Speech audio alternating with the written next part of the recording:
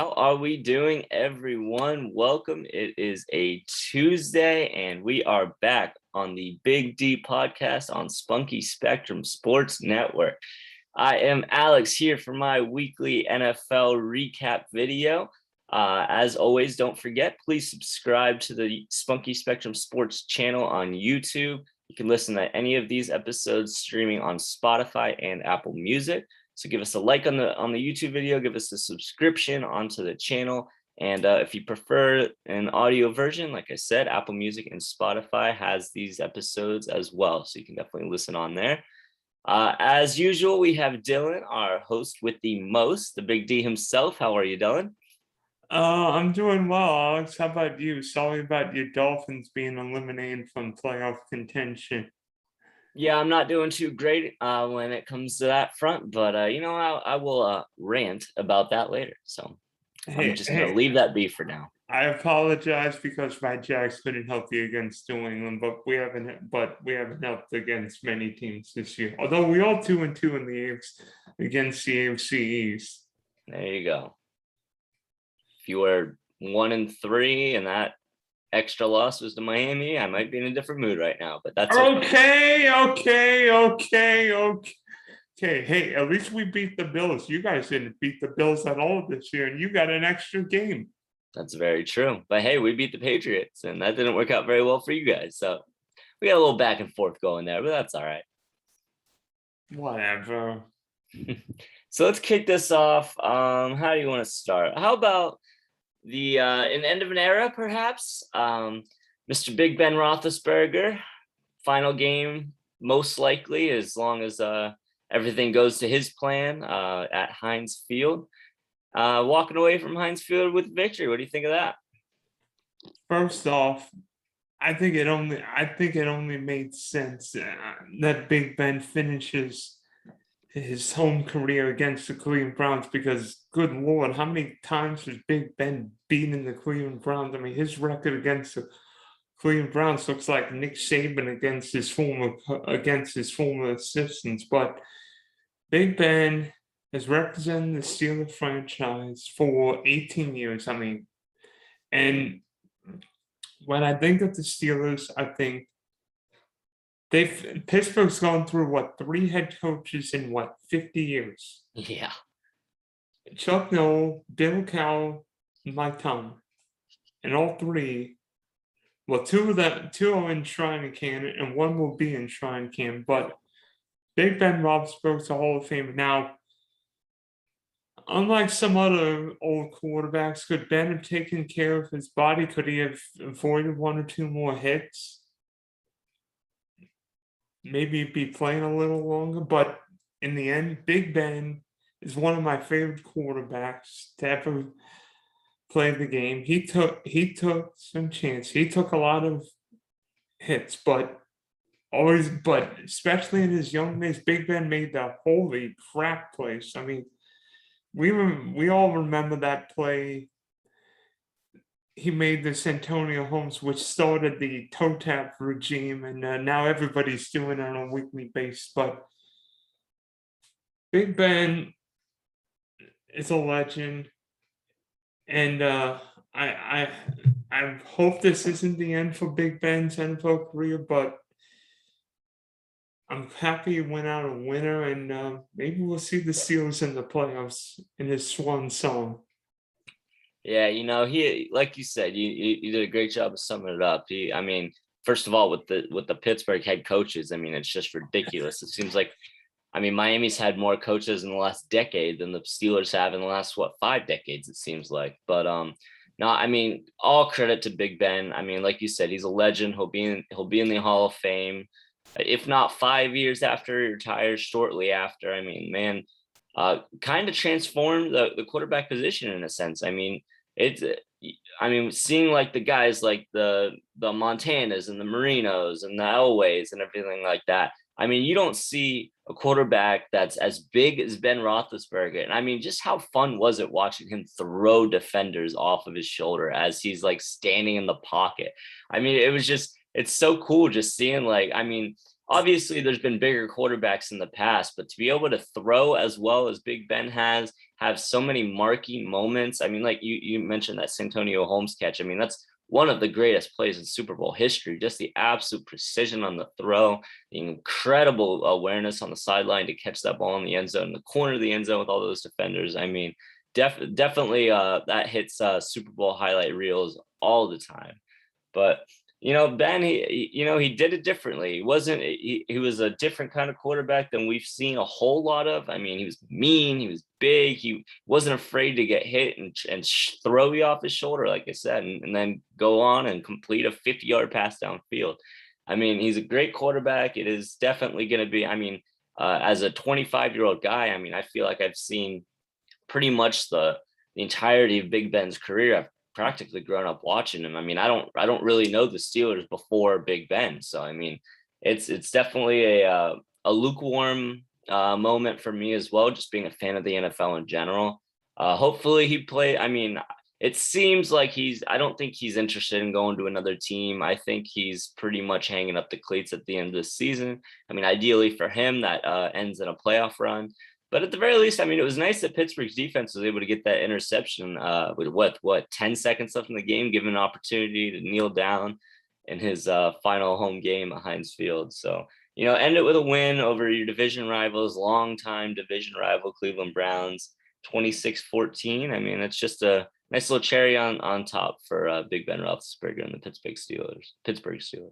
And you also look at, if Big Ben retires, Roethlisberger is going to be the third and final QB from that amazing 2004 class to retire, because Eli retired a couple of years ago, Philip Rivers retired this last off season, and now Big Ben. I mean, is there a chance all three of these guys are enshrined in canon? I definitely think there's a chance. I mean, I don't necessarily think they're first ballot guys. But I mean, especially, I don't think Eli is a first ballot guy. I think Ben probably has the biggest case to be a first ballot of the three of them.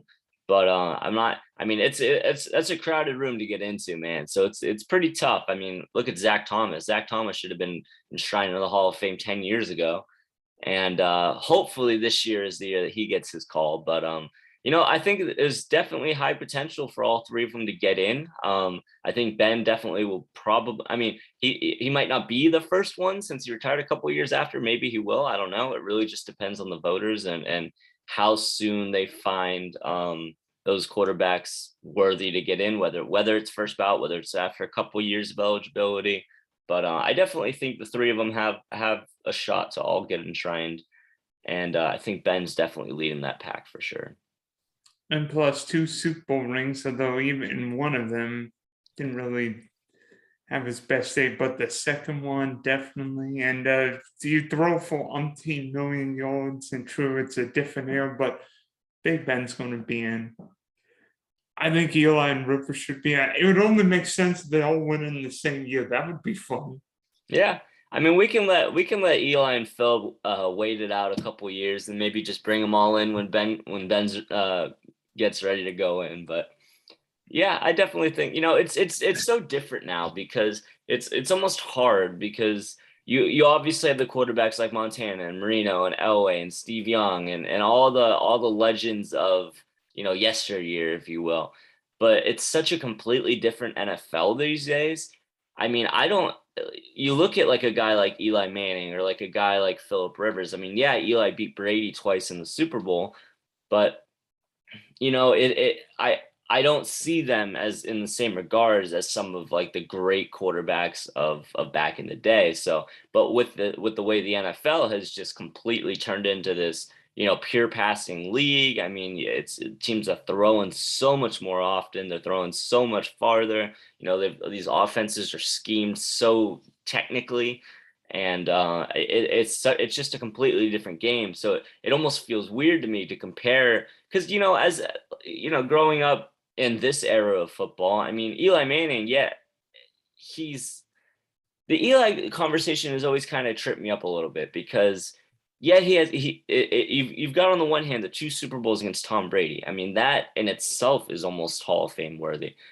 But I don't know. When I think of Eli Manning, I don't think of one of the top tier quarterbacks. But that you got to tie in how much you have to account for those Super Bowls and just everything. But it's just a little different thinking, comparing the quarterbacks of today to the quarterbacks of the past. But there's different parameters, there's different standards, and as long as you stay competitive and as long as you excel at your position, I mean, that's really what the Hall is looking for. So it's definitely going to be interesting in the next couple of years. I mean, Ben's got at least 5 years if he retires this year.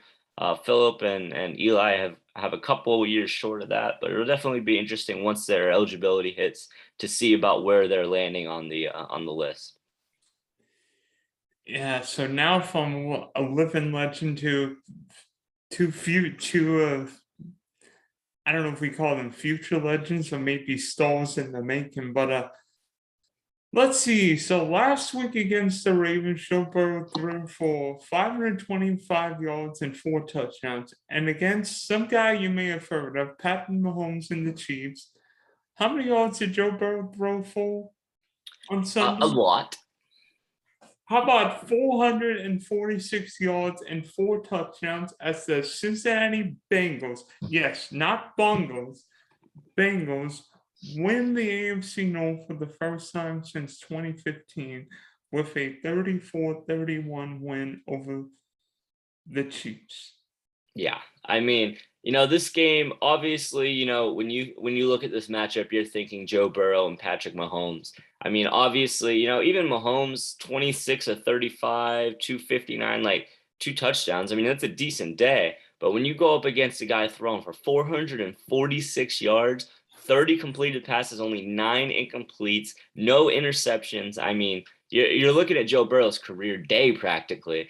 And we got to talk about, I mean, we would be remiss to talk about this game without talking about the star of that game. And yes, Joe Burrow had an amazing game, but if you just look at it on paper, I mean, Jamar Chase, man, I know a lot of people who have won a lot of money in their fantasy football championships because they started Jamar Chase. I mean, 11 receptions, 266 yards with 3 touchdowns. I mean, those are Madden numbers, and unfortunately for me, I was going up against Jamar Chase in my fantasy football championship, which led me to a second place prize.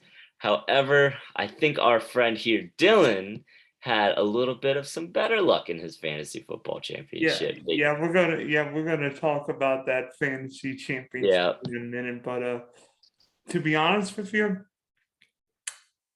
I wondered what the Bengals would do before the draft because I knew Burrow and Chase made so many headlines and threw so many touchdowns in 2019 for LSU. But I knew Cincinnati possessed 2 good wide receivers in T. Higgins and Tyler Boyd. I thought the Bengals would go offense line, but then again, thinking about it, I think the Bengals wanted to recreate the Burrow the Chase connection. And by golly, 11 for 266 and 3 scores would be recreated a historic connection. Oh, absolutely. And by the way, the jungle was the loudest I've ever heard that stadium. That was a freaking jungle. Oh, it was insane. I mean, do you remember in preseason when when Jamar Chase had a little, I don't even know if you can call it a case, but he had a couple drops in preseason and in training camp, and the world was losing their mind. I mean, it was honestly, it was almost laughable as a Dolphins fan because we went with a receiver in the same round, obviously taking Jalen Waddle, and it was a big conversation between Jamar Chase, Jalen Waddle, Devonta Smith, like who's going to be that top receiver from that class. And it was definitely a little entertaining to see the hate on the drops, but you knew Jamar Chase, that was not going to be a big problem for him, and he has definitely shut up the people who were doubting him in preseason and before the season because he's having a monster rookie year. I got a question? Do you think we haven't really planned for this, but an interesting question. Did Jamar Chase just cement his offensive rookie of the year title with that performance yesterday, or are you still leaning a different route for that award? I think Jamal Chase cemented the most exciting rookie category, but I think it. I think the two main guys for that are probably Chase and then Mac Jones. Yeah. I mean, Chase. I think it depends on what the voters go with because it seems like quarterbacks get every award, I know. I hate it. I would say Chase is probably the leader in the clubhouse.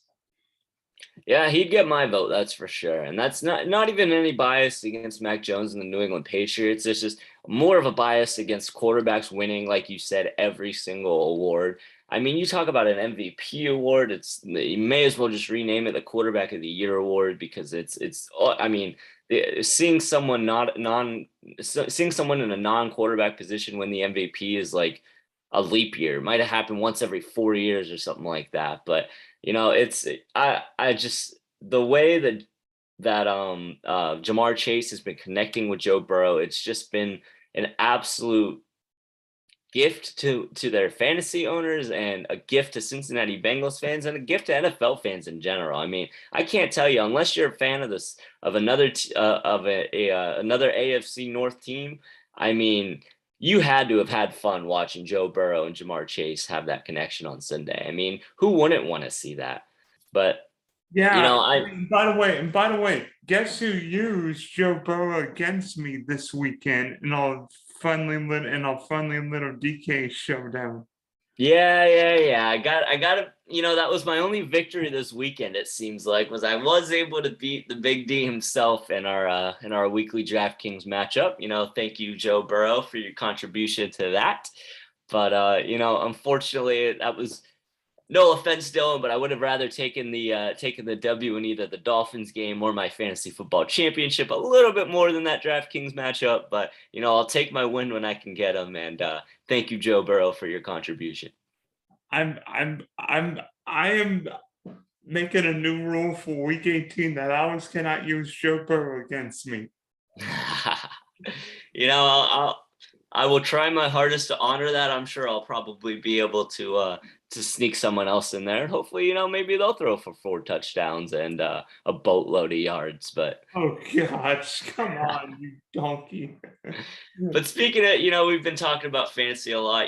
Week 7 is second to last week of the season seems to be where the majority of teams have their fantasy football championship. Unfortunately for me, I was the first loser, the number one runner up. If you're not first, you're last. Second place finisher in my main fantasy league. But my man, Mr. Dylan, I have heard that you have completed the mission, the pre-season goal of winning a fantasy football championship. Why don't you talk to the people a little bit about that?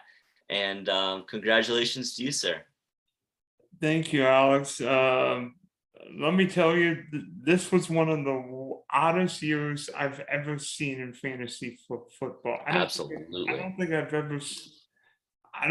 ever dealt with a crappier roster win. I mean, do you want me to tell you what my team looked like at the start of the year? Yeah, absolutely.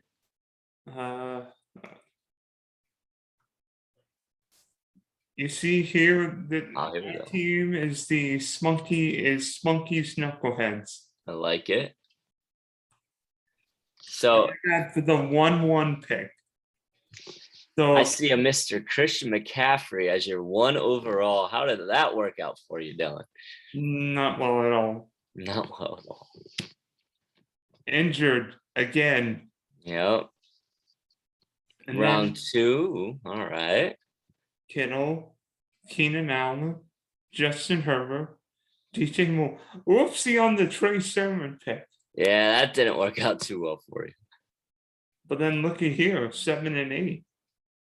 Yeah. You got a little Jamar Chase, Brandon Cooks back to back. Those paid off for you. Nice little late round grab.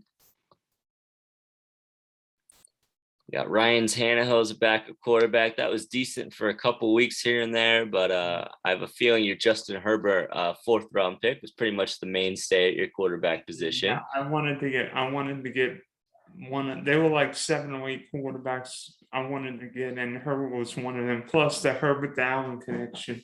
Yeah, absolutely. I love getting those combos together. Although the problem is, in like most of my leagues, week 7 was like a death nail for me because like all my guys on week 7 buys.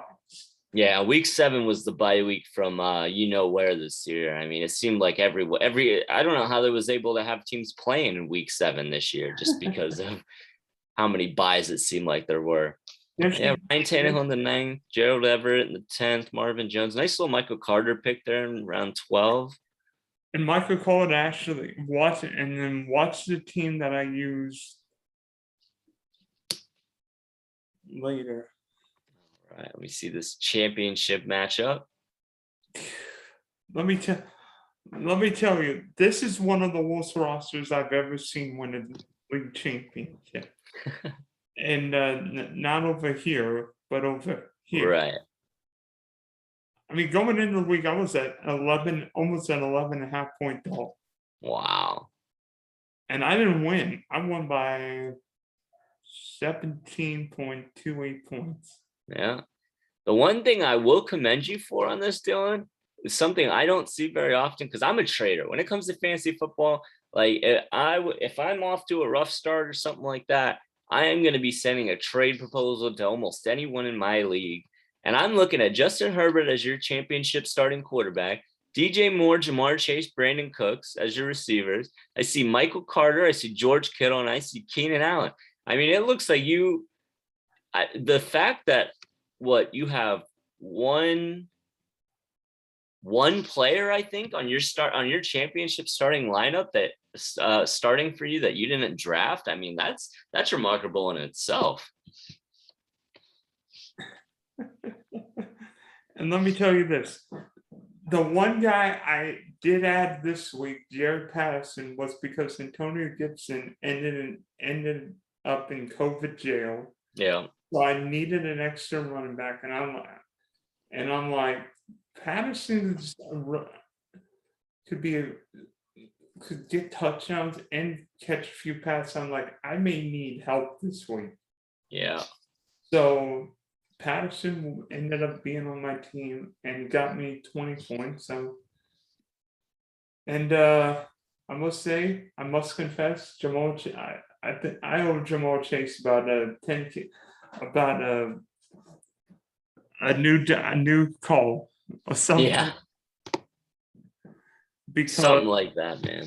Because while he cost you a league championship, he helped me win one. Yeah. He definitely had, it always seems like there's one guy who one year he just decides to blow up in the fantasy football championship week. And it definitely seems like Jamar Chase this year. I mean, I don't have the screen sharing compatibility or capabilities, but my league scores a little different, and Jamar Chase racked up 59.6 for my opponent there. I only ended up losing by 9. I had a really good week. Rashad Penny was a late minute substitute that I threw in, which that was a nice little bonus, 32.5 there. Nice day from, Cooper Kupp does what he normally does. Alvin Kamara had a good day. If I would have, I took Eli Mitchell out late for Chase Edmonds. That cost me 7.5 points. Still wouldn't have quite gotten the job done. So, I can't really beat myself up too much about that because I would have lost either way. But congrats to my buddy JJ on the championship victory. Congrats to you, Dylan, on the championship victory. And I won my guillotine league. I'm happy with that. Second place in my big money league. Ended up racking in a decent little profit in fantasy football this year, so I can't be too upset. By the way, speaking of profit, how about this? $750. Yeah. Going into my PayPal. There you go, man. That's it's crazy the things that being a big football fan can get for us sometimes. My girlfriend always not yells at me, but she gives me some crap sometimes for watching so much football. I'm like, hey, I'm paying bills with this at the end of the fantasy football season. So don't knock me too hard, but nice little payout for you, Dylan. Definitely $750. You definitely need to treat yourself to something nice for that on that. Buy yourself a Jalen Waddle jersey, maybe. What? What?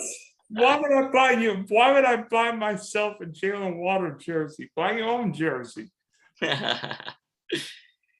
You might need to buy a Jamar Chase jersey after that little contribution to your championship team. I was thinking of buying Burrow, Chase, and Trevor Lawrence, but that's just a story for another day. There you go. Well, enough with all this fantasy talk. It's time for a rant of the week. And unfortunately, Alex's Dolphins fell by the wayside and saw their playoff dreams go up in smoke as the Tennessee Titans marched all over the Dolphins 34-3, ending Miami's playoff dreams and creating another frustrating, miserable offseason. So, Alex, go in. Yep. This has been a very nice, lighthearted episode of our weekly podcast. However, it's time to flip the script because I'm pissed off. I'm pissed off, and it's not even about Tua. It's about Tua. Tua had a terrible game. I'm not going to give him I'm not going to give him any pass for how bad he played because he played very bad. However, that loss, as much as it was on Tua for having a horrific showing and a do or die game, the coaching staff, I'm almost speechless because of how upset I am about this. First of all, Duke Johnson, beautiful little addition mid-season to the team. Runs hard. He had that game a couple weeks ago where he completely blew up. He's been a hard runner. He's been getting really good looks ever since then.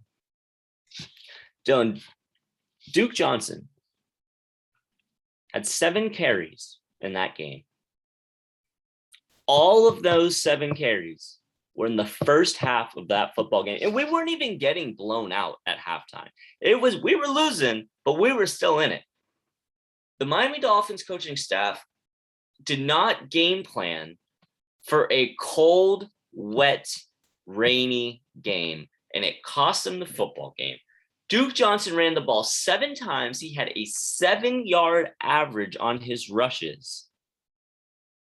And they don't give him the ball once in the second half of that football game, in a game where the passing is obviously not working.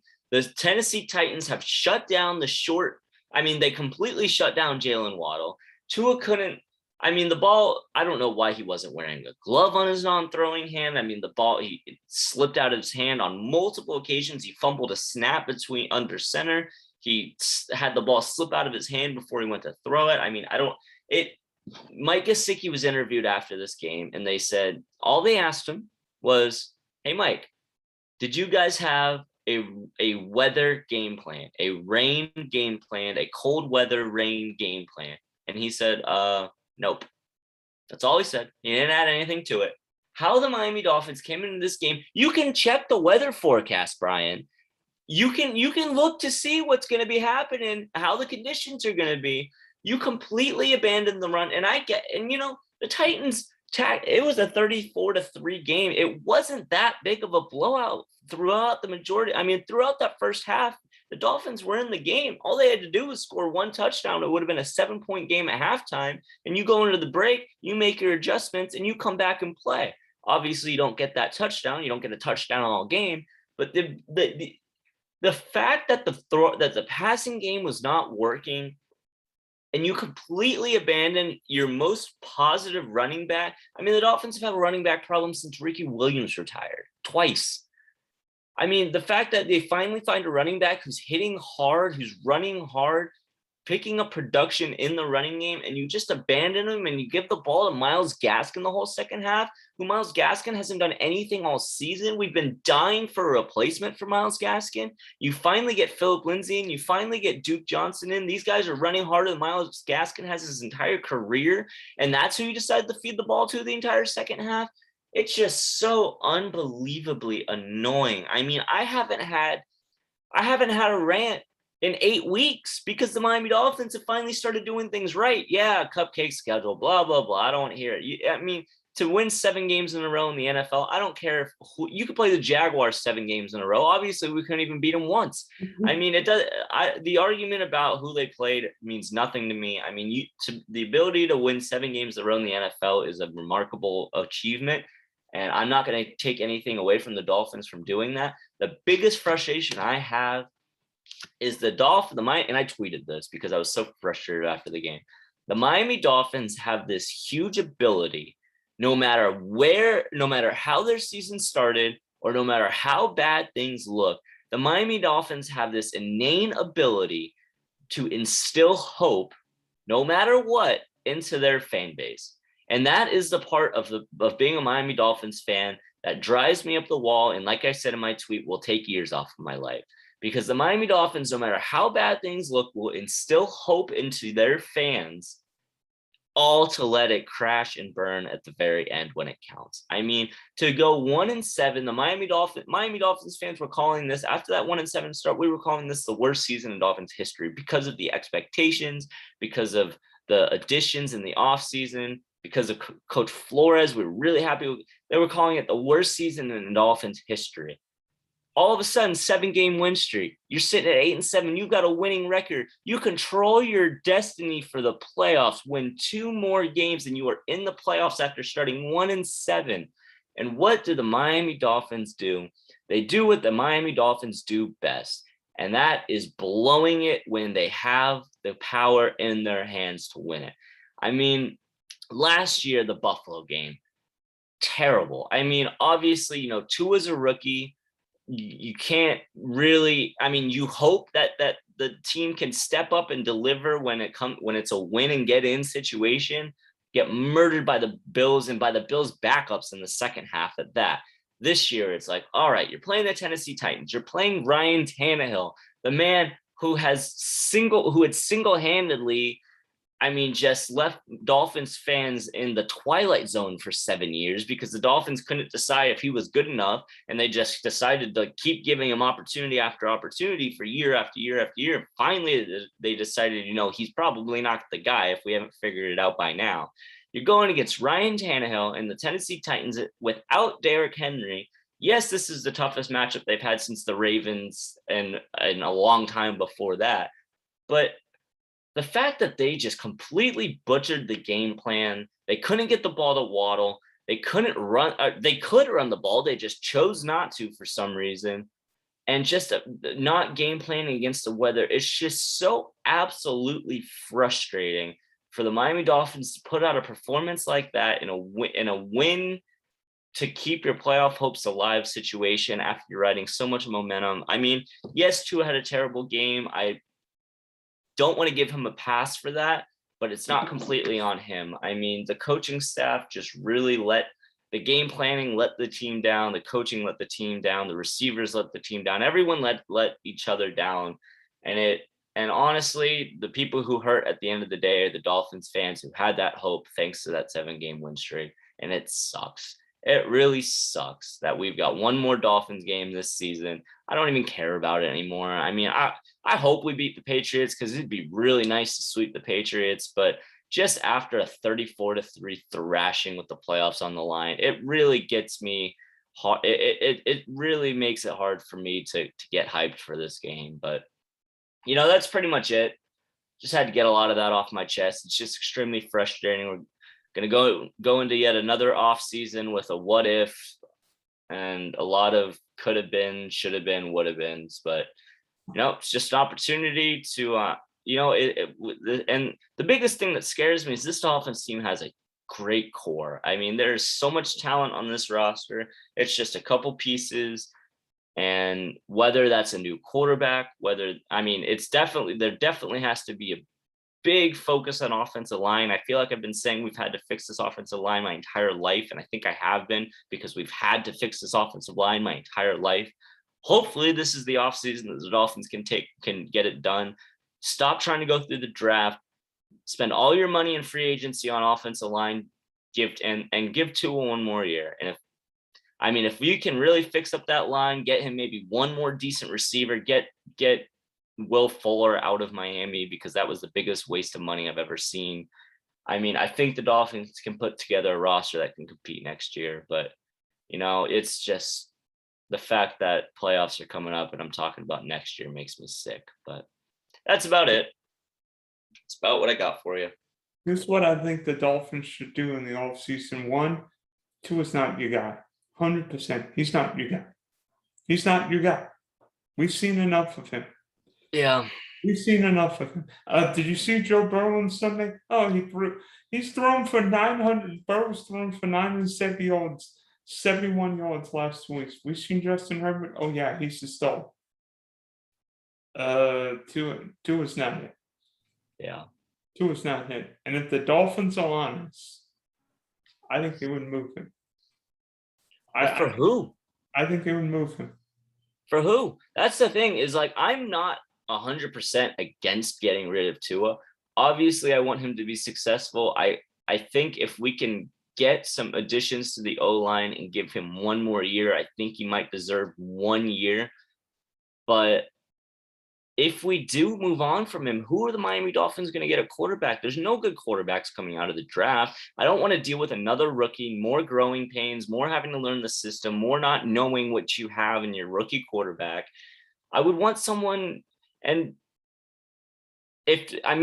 obviously the name that pops in everyone's head is Deshaun Watson, but you can't make that decision until he gets cleared. I mean, if the Miami Dolphins trade the house for Deshaun Watson and he ends up in jail for 20 years, you may as well just fold the franchise because I don't see the guy who's going to come in for Tua. That's why I'm saying I'm not upset about giving Tua 1 more year because, I would take Deshaun Watson, absolutely.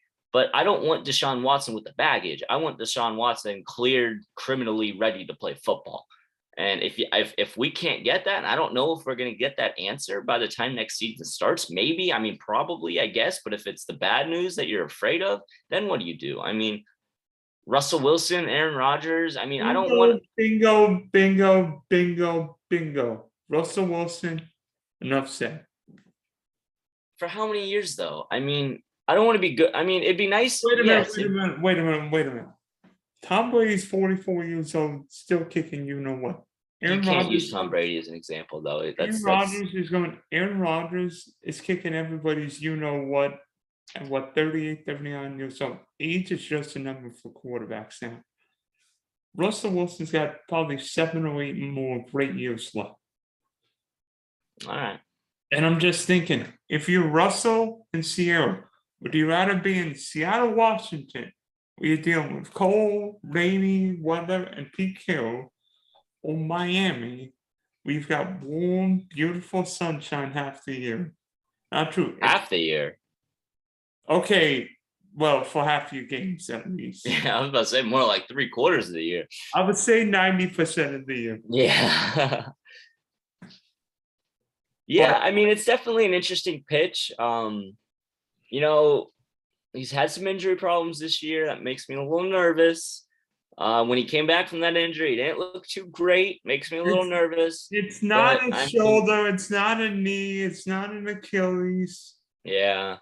I guess Russell might have a little bit more in him than I kind of initially thought. See, when I heard some Aaron Rodgers rumors, my biggest thing is I don't want a standing quarterback for 2 years to take us to the playoffs for 2 years. I want it just and then you got to figure out what's after that, because then we're in the exact same position as we have been the entire time.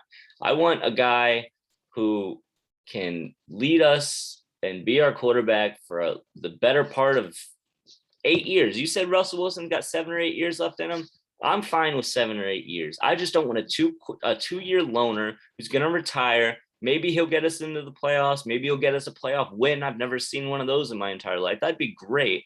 But at the end of the day, you got to think about the future, and you got to think about how it's going to be sustainable. I'm sick of having the Dolphins be a team that pops into the playoffs once every 10 years. I'm ready for them to go back to where they are on the verge of being, which is a playoff.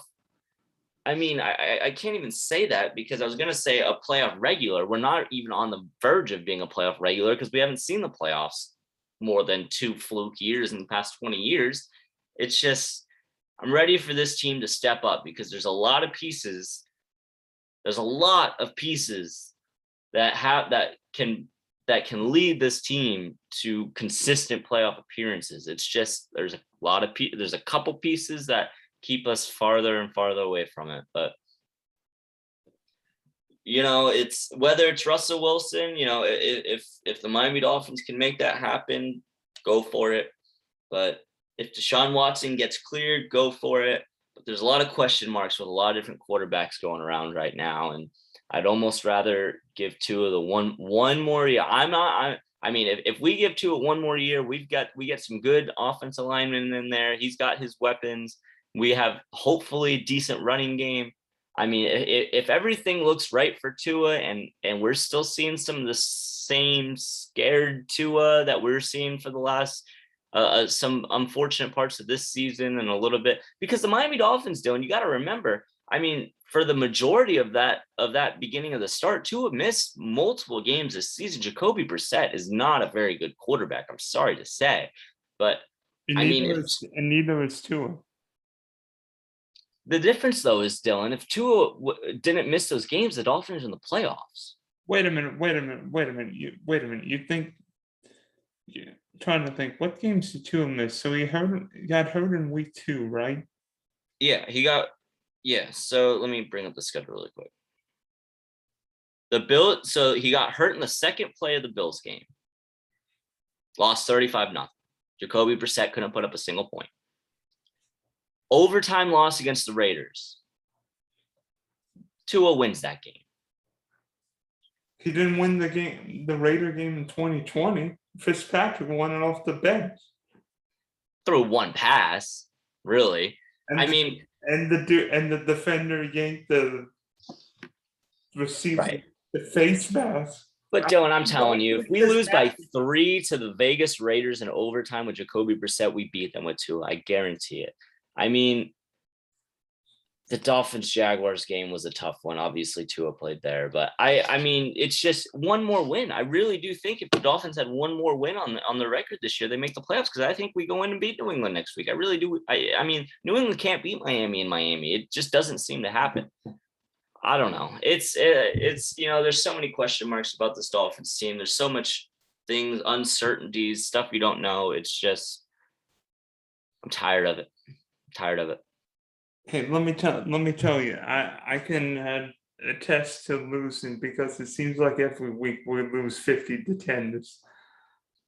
I'd almost rather that, though. I'd almost rather be trash and know we're trash than be trash and think we're good, because being trash and thinking you're good, all it does is give hope that gets taken away from you and the worst moments. And it's really just an endless loop of hope and then despair, and then hope and then despair, and then hope and then despair. And it's giving me gray hairs, man. Gray hairs, and you're 25. What's going to happen when you're my age? It's a great question. Maybe I should stop following the Dolphins and Manchester United. I might be able to save some of that, but Oh wait. May I do this? Oh. Yeah. Sorry about the Wolves game too. Yeah, we don't have to talk about that either, because I can't handle my sports teams right now. I really just, the Heat, go Heat. They lost in San Francisco last night. I know, but they've got the most promise of any of my teams right now. So I'm That's just not saying much. It's really not, but it is what it is, man. Yeah. So thanks for hopping on, Alex. We wish you well in your fantasy endeavors, and maybe the Dolphins will actually find Dan Marino's replacement. Yeah, we've been looking for 20 years. Why not add a couple more? It is fins up. Thanks for having me, Dylan. It's a pleasure as always.